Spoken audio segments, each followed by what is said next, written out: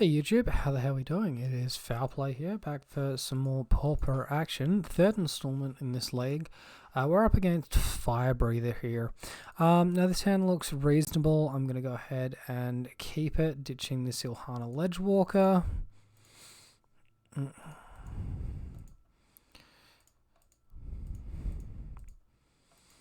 I assume we just leave Lotus Petal in hand and make our decisions from there. Alright, opponent plays Obic.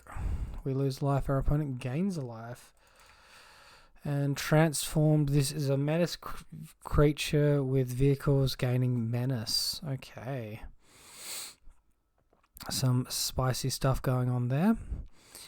Well, I mean, we need to worry about Diabolic Edict, so we're going to go ahead and basic land cycle this Ash Barrens, get a Plains, play our Cartouche. We could potentially play out the Lotus Petal this turn. We don't really gain much from it. It's worse into double duress. I don't think that's hugely likely.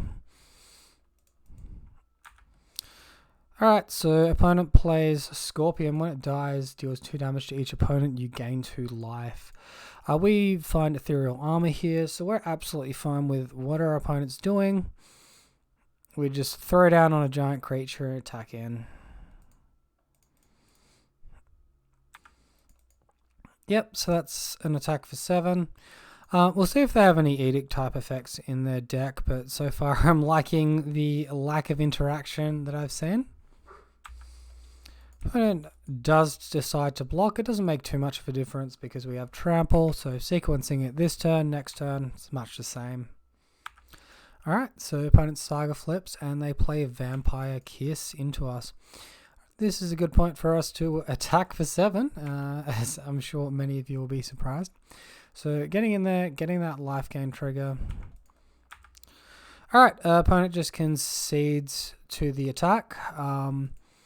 There is a decision to make whether or not to play out the Gladecover Scout or not. Our opponent has missed their land drop a few turns, which is something to note.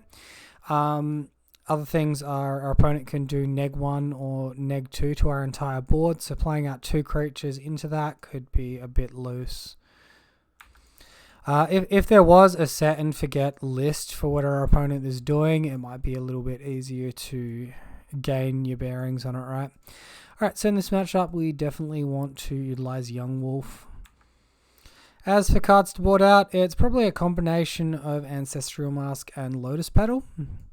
Ancestral Mask being slow and Lotus Petal being card disadvantage into what is a pretty aggressive deck. Sorry, what is a pretty interactive deck. Starting hand isn't too great, so we'll throw that one. This one looks a lot better. We'll go ahead and keep.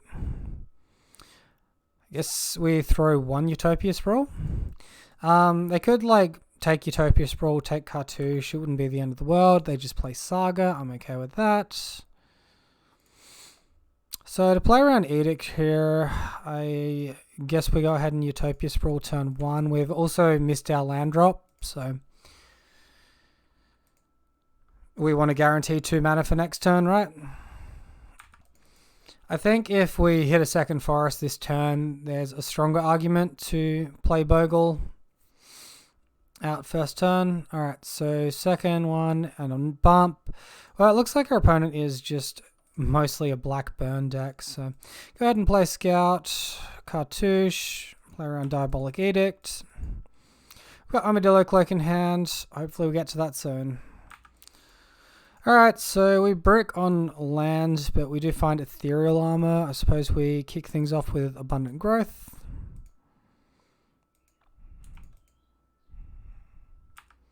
Alright, and we do find our land this time. Alright, Ethereal Armor. We're on 13 to their 24. There's an argument to hold back blocks. I think attacking is okay for 1 more turn. We're guaranteed Armadillo Cloak next turn. Possibly use the Warrior token to chump. No, our life total's high enough that we don't need to chump block with Warrior token. Alright, so we'll throw out Bogle. Hopefully no Arms of Hadir or an equivalent. Alright, so opponent's vehicle flipped. They played out this Scorpion, and then they deadly disputed the Scorpion to draw some cards. So our opponent hasn't interacted yet. They haven't duressed the Armadillo Cloak out of hand, which is a fairly large concern. So far we look to be in a really good spot to just resolve Cloak, smash for a minimum of 9, gaining a lot of life. Oh, okay, so our opponent used the activation on Crypt Rats to sweep the board a little bit there. That's pretty unfortunate. We go to 8. We find Scout. Goodness, 2 cards in hand, 4 damage on board, both creatures with menace. Do we want to play around Diabolic Edict? So I guess Crypt Rats was already on the board, so I should have taken the time to read that rather than overextending the extra creature in the previous turn. As it stands, if our opponent edicts the board, I don't think we win. We can Scout plus Ethereal, look to do 2 blocks and then swing with Cloak next turn. We can attack for 9, gaining 9, going up to a healthy life total. But then if our opponent sweeps the board, we're left with 1 creature and Ethereal Armor in hand. It's not the worst thing ever, but we would need to top deck auras. I think I'm going to make my opponent have it. The way they were playing last turn was like they were digging, so let's assume they haven't found it. Start attacking. Otherwise, they wouldn't have spent 3 mana playing Scorpion, playing Deadly Dispute, and then sacking the Crypt Rats. Yes, we've effectively given our opponent 3 cards to find that combination of Diabolic Edict. Alright, so that's a burn effect. I'm pretty happy with the line we chose. Okay, looks like we're getting out of jail on this one. Oh, and an Abundant Growth too. Alright, that's pretty massive. Kick it off with Abundant Growth. I mean, maybe we sequence this in the reverse order to let our opponent know we already had the Ethereal Armor.